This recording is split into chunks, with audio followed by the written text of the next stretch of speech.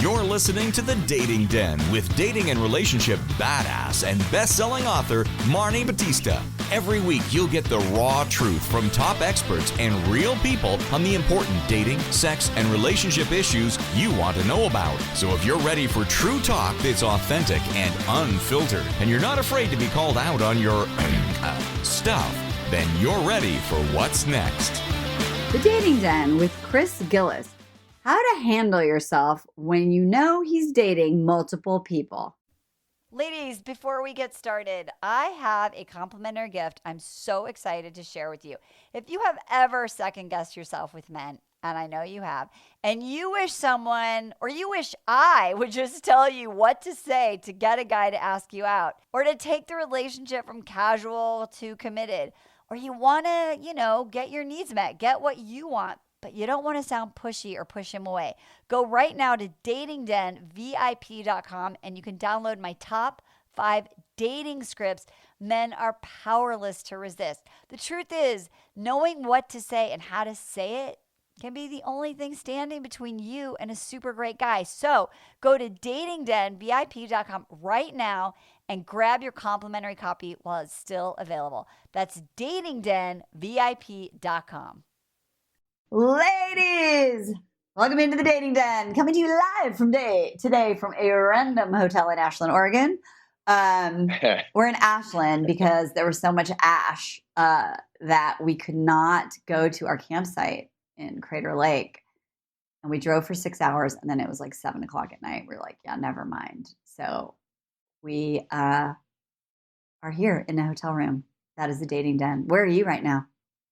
I'm in Venice Beach, next to the Venice sign, living it up. Next to the Venice sign, living it up. You know? He's not in a tent. Yeah. He's not sleeping in a tent, ladies. No, I'm not that. He's not that close to the Venice sign. No, don't have the luxury of the beachfront properties like a lot of the residents here do. Yeah, exactly. the tent residents. The tent residents. So we are here to talk about Bachelor in Paradise, but what we're really here to talk about is so many other things. One of the things that really struck me on this episode was this thing with Demi, who, for those of you who don't watch, Demi came onto this show and was a minor character. And then in Bachelor in Paradise, she was in a love triangle. Her whole thing was, I'm bisexual. And then she dated a guy, and then she was in a relationship with a woman. And then she ended up staying on with a woman. And that was very exciting for the show. And then she got engaged, and then she broke up. And now she comes back. And she is, let's just say, and this is what I want to talk about, the difference between confidence and overcompensating for a lack of confidence that is deep, like low self-worth. Because this woman came on like a house of fire, like she's going to get in there and everyone wants her and it's going to be easy and like I don't ever get rejected.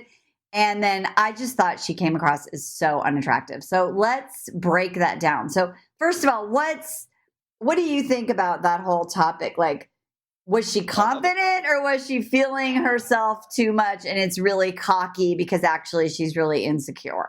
Sure. I do think it's a great topic, is right? When you're trying to, and you're in some sort of, I was going to say, big city, but that's not true. You can be in a small city. There's often times where you're dating somebody and you're not their only option, right? And so you want to show up and not show your human side, which is our insecurities and what's really going on. And we got to push stuff down, right? Every single day. And, when you go on there, and I'm sure that she had a lot going on, like Marnie, you just broke down. And so, this is a great topic. I think I understand why she did what she did, and we all try to do it. I think it fell really flat, and it went from being, from there's a sexy confidence, which you talk about a lot, to just a flat out obnoxiousness where everyone's got that.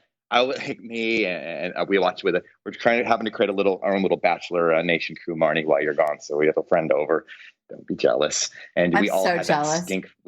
I know. We all had that stink face where I looked over at the girls like, what the fuck? What is she doing? And all the girls watching, they all had that downturned, like, that smile, like someone farted in the room. Like, what is this girl doing? And that's how, that's how she showed up. Unfortunately, she blew right past the finish line and ended up like last place.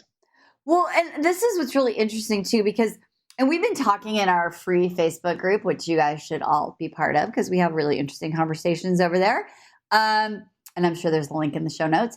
We were talking about this theme of this month is self-worth and self-esteem, and how does that impact your relationships and other parts of your life. And I think there are characters on this show right now who are displaying different ways of how someone shows up in a group setting. And especially here, it's related to dating. But I'm thinking about Demi, who's this like, comes across like, I'm too good for all of you and I'm the best. And then I can't remember her name and I feel so sad. The one who got voted out, who was really annoying and her bra strap showed in Matt's season. Victoria. Yeah. It's Victoria, right? Yeah. Victoria. I think it is. We should Google. But she, she came in Matt's season like very much like, I'm amazing, like I'm the queen. It was another version of that. Yep. And in this, and she got a lot of shit after her season. And clearly I heard her on Clubhouse kind of saying like, I learned a lot. I was sort of mortified by how I was. Like, I'm really working on myself. She comes into this show trying to fake confidence. Right? Like faking confidence. Right. And so then there's this like real confidence that's really genuine and attractive. Who do you think on the show has modeled that genuine confidence and attractive in that way? Is there anyone that you can pick up on that seems genuinely By the way, you're right. confident? We're right. It is Victoria P. You know who I would kind of say, I don't know, maybe it's because she doesn't give a fuck, but Tammy. You remember, who I'm talking about? Oh yeah, Tammy is confident. But she also likes to make drama. I think she likes getting attention from drama. For sure. The confidence I'm thinking of is like, and I haven't really seen it. Maybe that's yet. It's almost like that Tayshia confidence, right? Yeah. Where you're just like, hey, I'm here and, I want to have a good time. And also I'm selective and I'm just getting to know everyone and I'm open. And because everyone's sort of coupled up right away, we're not really seeing a lot of their personalities. But I want to go back to this thing because I think a lot of listeners, because I hear this all the time when I do conversations with people, they're like, no, I'm totally confident, right? I'm a very confident person. I just, haven't met anyone at my level. And then there's the faking confidence, right? Where you intellectually, you're trying to go in there and be like, okay, I'm going to be confident today. Right. And it just, your head is filled with so much insecurity that it's really hard to manage. I think it's really important to add or to note that it's easy to be confident when you're booed up, when you have somebody, when you have a boyfriend or husband, whatever it is, and girlfriends, your guys out there. But I think it's when we're single, it is so, that's when we get in our head and doubt. And in all fairness, Demi walked in. She walked in, everybody hadn't seen the show. She was there. She was supposed to be kind of like a wrench in the gears that are already working. So almost everyone had coupled off already. So where she normally gets to just, woo everybody and be more, has a huge selection. Instead, she's like, oh shit. It's like musical chairs. Right. With one chair left with a lot of people, a lot of other girls to compete against. And I think, gosh, I'm thinking back, I'm just, about myself, but dude, that's when I'm generally, it's, my insecurities and my puking overconfidence or whatever, will come out as too. So I think, she deserves a little bit of grace and understanding for that. Cause it's hard. It's hard. I think right when we're nervous, that's when who we really are comes out, on there. So I don't know. The stakes are get high. Abigail. Abigail is confident. But she's really not too.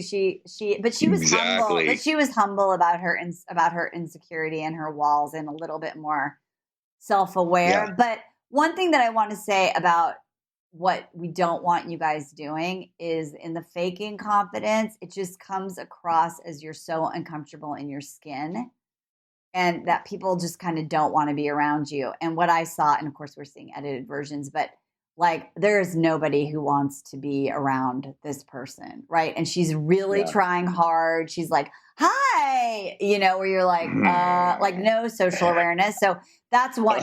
The thing with Demi that I really want to caution people around is leading with sex. Like my value in the way I'm going to get a guy is sex. And by the way, when I went to go do a podcast at iHeartRadio, Demi was there, and I thought it was Bring a Child to Work Day, because this woman, I thought she was like 12. Like she is a tiny person. Very tiny. And so she's very tiny. And it's really interesting because for someone that small to have this big, like I'm taking up all the space in the room. And what I noticed her doing is like, my value is on sex. So they have a really fun date. And I would say Brendan was like having a good time with her. And then they have this conversation, and immediately she like leans in, she's touching his face. She's like, I'm sexually attracted to you. Like, you're going to want to have sex with me, and then, and I could just feel him being like, whoa, like this is gross. Yeah, it's not attractive. And and we flash forward toward the end of the episode when it doesn't work out with that guy, and he's like, I'm not feeling it. She meets James, and she's like, within like the first 5 minutes that were shown, she's basically like, you should give me your rose. Like, we're going to have sex. You want to have sex with me. And he says, you're talking about the boom, boom room already. So what's interesting is, and I know that I remember talking about this with Christian Anderson, like this is a topic, man panel. It's like, yes, men want to have sex with you. They think of sex every 7 seconds. But when we lead with sex, what vibe does it give off to a guy? A guy who's a quality guy. No, we want to be the lion. We don't want to be like pinned down and eaten by a tiny little kitten. About our prowess. Jeez Louise. No, it's gross. And dude, she was even like selling sex to the sexiest man alive, equally minute, tiny David Spade. And she was like, hey boy, she had her hands on her hips, and she was like rocking her like hips and her boobs back and forth. Like, what in the fuck is she doing? Why are you like sexing up David Spade? Yeah, she's just warming up. Yeah, it's so really interesting. And I think that, and I know, like, I'll be fully transparent. Like, my identity from early on, I was like, that was how I thought that I would get boys that turned into guys, is like, you lead with sex. Like, if you're sexy, if you are good at sex, if you let them know that they could have sex with you, then that's how you get a guy. And I think that can really be damaging, right? Because then we think our self-worth is just based on that, not for who we are. And what's interesting is James is having a conversation with, I think, Victoria. And she's like, obviously, I think you're very attractive. And he's like, well, you want to get to know me, right? Yeah. Because the truth is, like, he is a handsome, big old dude. But, like, everyone wants to really be loved for who they are. If they are really emotionally available and wanting to have a relationship, if they are and they can't even get there, like, we all want to be valued for who we are, not just, our sexuality. And so I just want to debunk that rumor that if you, make yourself available sexually, it does not enhance your opportunities with men. Whether or not you have sex with them, it definitely can create. And on the man panel, guys have been like, no, that doesn't impact me at all. But I still disagree. I think there's something interesting about that. You have some dumb man panelists. Too. We do sometimes have some dumb man panelists. We really on your toes. We really do. Figure us out, because we don't have it all. But it's worth adding that Yeah, it's not attractive to just hit the same note over again, over and over, like, I'm fuckable, I'm fuckable, I'm fuckable. Like, no, that's okay. Yeah, we get it. What else? Yeah. Show me something else. Do you, I bet there's millions of other interesting things about you that we can connect on. Cool. We both want to have sex. Awesome. Now now I will continue to pry and learn more about you. But when you just keep offering that, a lot of weird red flags come up, and then the guy's like, "Oh, geez, how many other girls is she?" Yeah, how many? Yeah, I'm not special. Obviously, nothing you special. So now this gazelle is not really a gazelle. I trapped this roadkill laying dead on the road that anybody can come by and nibble on. There's no pride in that. Show what else you're interested. I love that. What's funny too is if we reference Love Island for a minute. Is the whole premise of that show is, they couple up and then they go to this other villa and they have an opportunity to meet all these new people. And what happens, obviously, with a lot of the guys is they're like, ooh, new candy, right? And they get attracted to that or whatever it is. And then they all come back and they're like, no, actually, the person that I have a connection with is more sustainable than someone that I just wanted to like make out with or kiss. So I think it's all an interesting thing. So if you were going to sort of say like a list of what are the no-nos that Demi did that were turnoffs to Brendan and we don't know who else, what do you think? Yeah. What do you think? I think kind of being like overly loud and obnoxious, and instead of and you're pretty good at this, Marnie. Instead of like saying, "Hey guys, oh my," like calling out the elephant in the room for what it is, saying, "Holy smokes, yeah, I'm the last one here. Gosh, I hope there's somebody." Just being honest. Like, I hope there's somebody here for me to meet. We've seen it other times. They walk in and they go, "Hey, raise your hand if you're not already in like an engaged situation." But she didn't do that, and so she goes, "I'm here to take all your men and your women, and everyone's coming down with me." So that was that lack of vulnerability wasn't sexy, and it doesn't match up. Like you said, mentioned she's so diminutive and tiny. It's like, wow. So it's strange. And then she just kept hitting the same sex note over and over again. I didn't like the way that she, instead of making herself available to be kissed by Brendan, because she's cool, she wants to kiss him, and doing all those little things that we talk about, making so that batting her eyes and all these things. She reached in like a little, she reached in like a dude and grabbed him by like the back of the head and crammed him in and started making out with him. And that was when he's like, okay, just so you know. Just so you know. Well, and I think this is really interesting too. I'm glad you brought this up. Is then and I think women do this too. They're like, we had a great date. We have a great sexual connection. So now that means I sort of have like, this is my guy. And that's why when the guy pulls away or doesn't text or doesn't ask you out again, you're like, but wait, like, how could he have done that to me? Like, as if you own him. And it's like, no, you went on one date and maybe there was attraction and maybe you kissed, but like, whoa, like give it some space to unfold. And so he's telling her like, this is great. And you just kissed me. And whoa, that was nice. Sure. And also like, I'm dating other people. Well, I mean, I wish you would have said like, hey, I'm dating Natasha. That's her name, right? Natasha. Yeah. And it's early doors. It's early days, as they say. But like, I just want you to know that like, I'm exploring other relationships. He could have said it better, but I think he was just so like overwhelmed that he was like, hey. God, you guys always nail us for saying it better.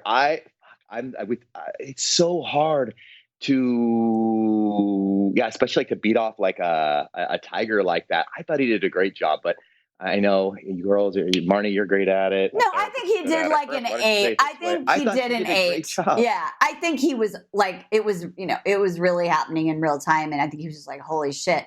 And what's interesting too, so what Demi did that's a turnoff is then she took it personally, and 100%.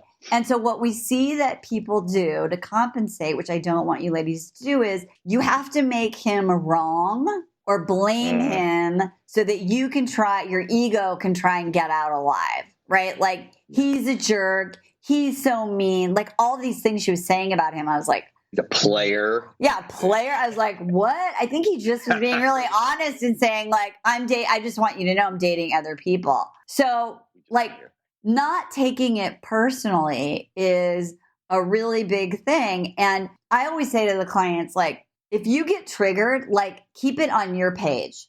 And I think Natasha was like, oh my God, I'm totally getting triggered here, right? I'm making up all my shit. I'm really been working on this. I'm trying to like stay confident. But she knew it was on her page and not to leak that to him, right? And she was self-aware of like, I need a minute, like, whoa, I'm really overreacting. I just met this guy. Whereas Demi was like, you're a jerk. I can't believe you're rejecting me. I'm taking this as rejection. And all he was really saying was like, hey, it's early days.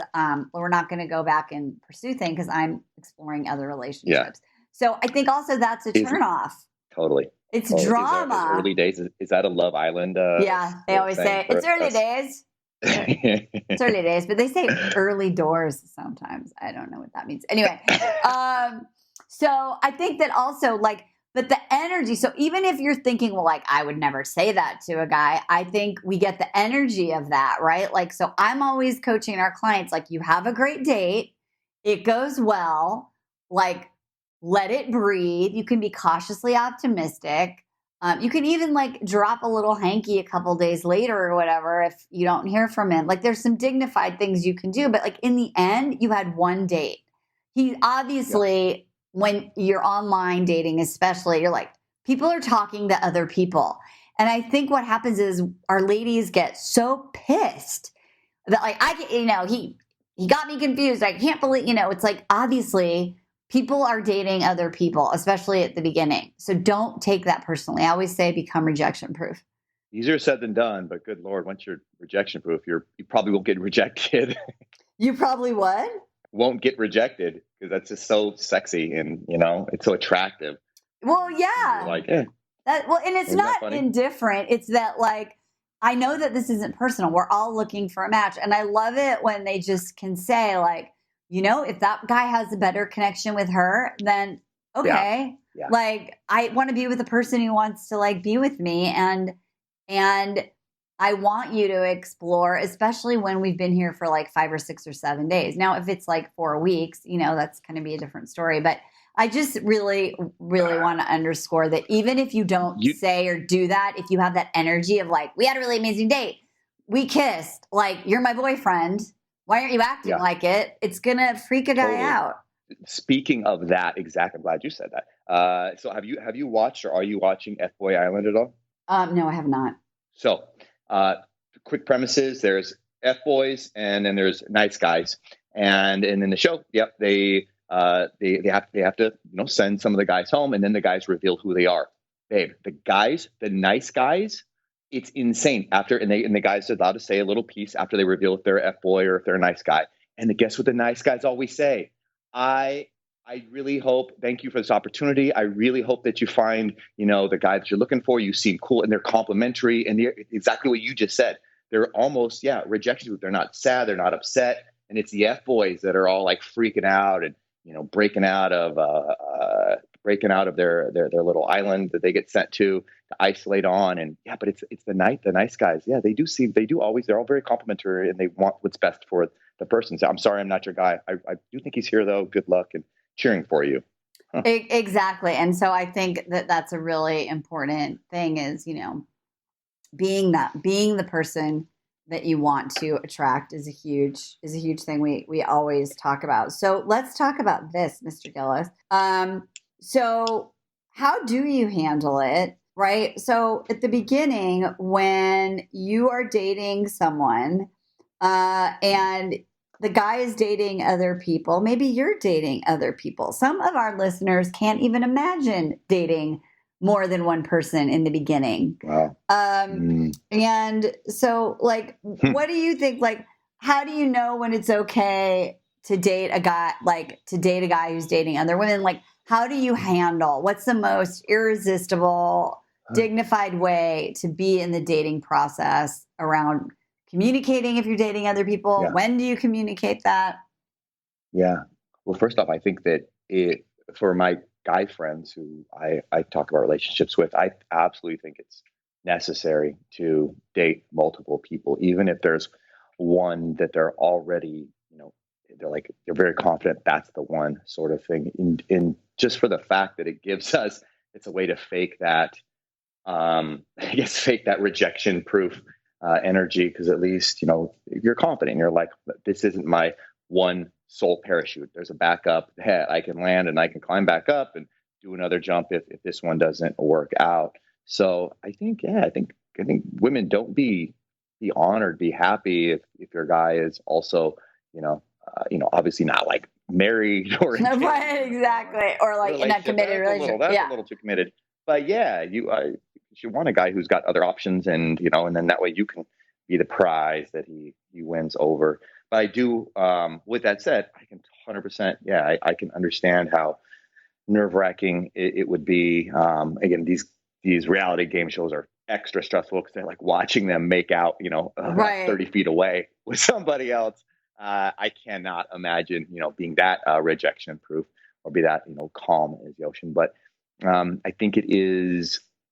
So I think when it comes to, if you're into a guy and he's dating somebody, I think it's important to have those conversations to figure out where he's at. Open-ended questions, not this leading bullshit that we see some of these gals do. It's like, so do you like me? Or I'm really falling for you. How do you feel about me? Like, now you're like, now he's got to match you, or he sounds like an asshole, or doesn't want to hurt you, sort of thing.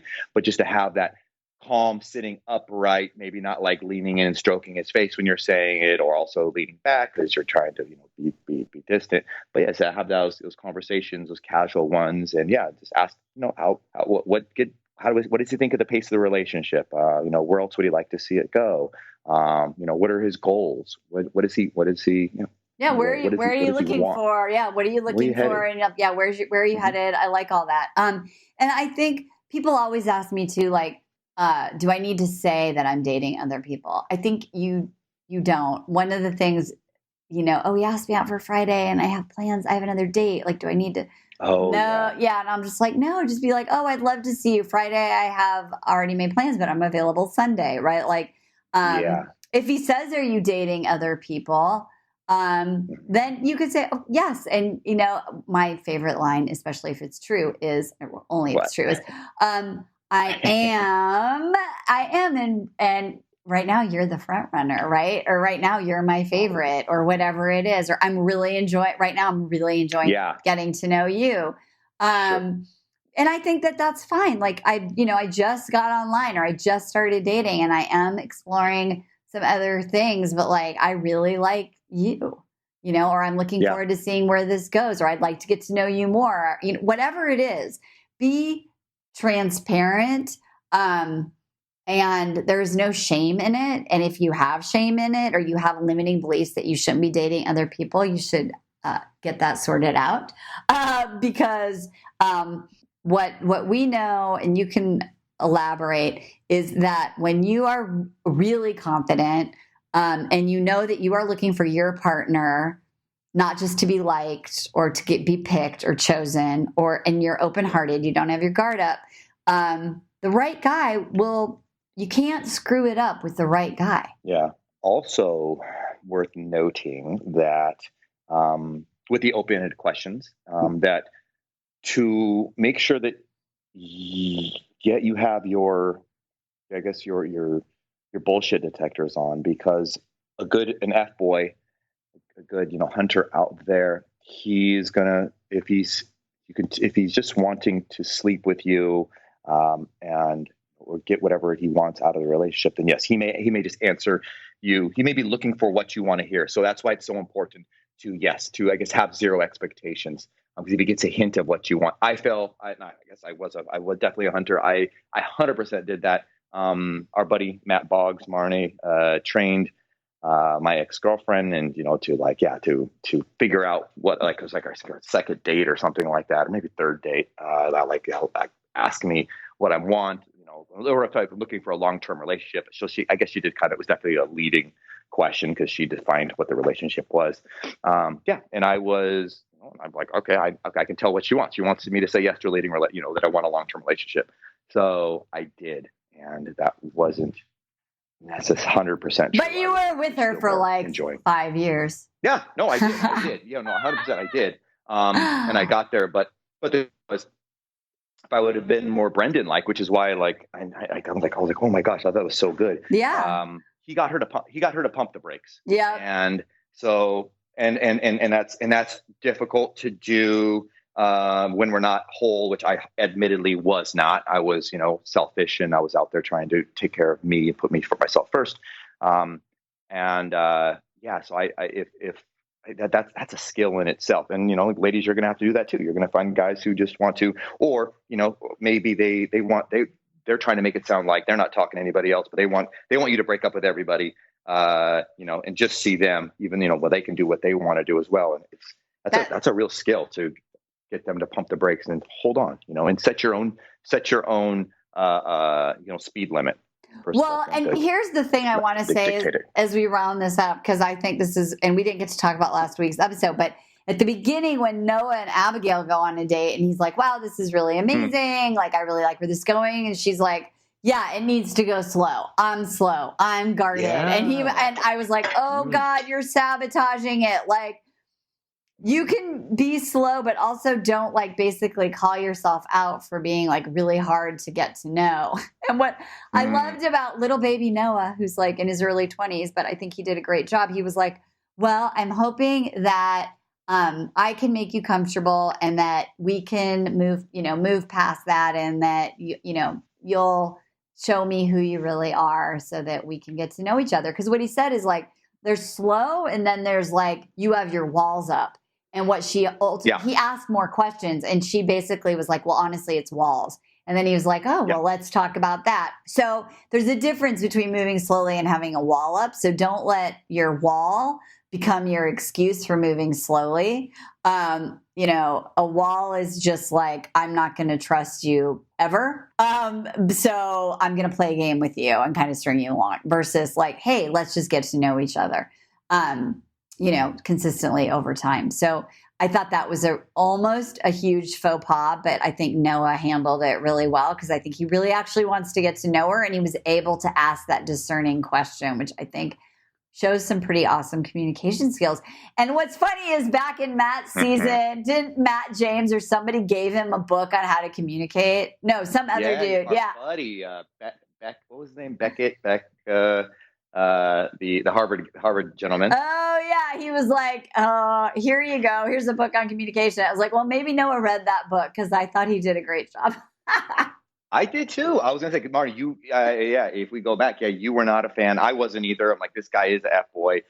He's not that deep, and it's selfish. He seemed to come back. A few of these guys more so than the girls. I know the women brag about the work that they've done on themselves, but I think I was impressed with the way the guys are showing up, and they're all giving little nods to their therapist, or apparently I don't know if ABC provides them or what, but they seem to be dating with a little more dignity. Well, it's just so funny. Yeah. Then it was, last night they were like, okay, I'm going to use what I learned in therapy here. And then, but I saw a lot of people also just walking away from conversations. I think that, and this is a good thing to note too, because I think it's a big when we were like, I've worked on myself and I know how to do it. But what happens is, if you haven't really healed the stuff, even if you're aware of it, when you get in a really high stress situation, you can know everything, but your default patterns just show up, and you end up walking away from the conversation in tears, not being able to implement what you know.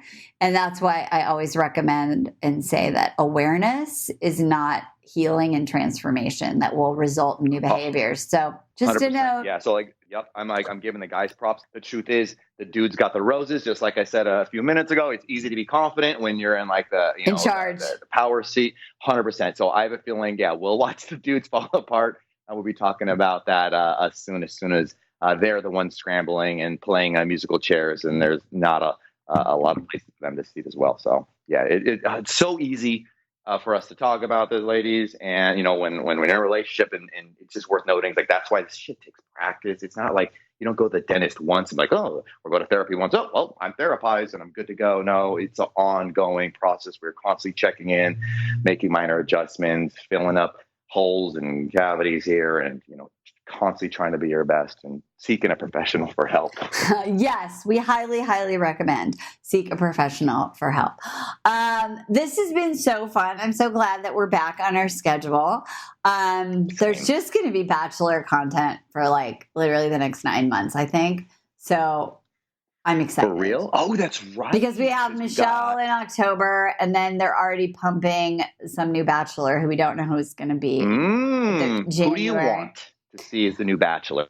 Well, I don't want it to be Greg because I want to just think that he's a nice, real guy and he just goes back to New Jersey and he doesn't want this shit. And I honestly hope that it's true that after the week or so of him possibly being the Bachelor, that there was so much shit in his inbox that he was like, fuck this. I hope that happens because I really want to believe that he's a good guy. I'm from Iowa. I'm naive.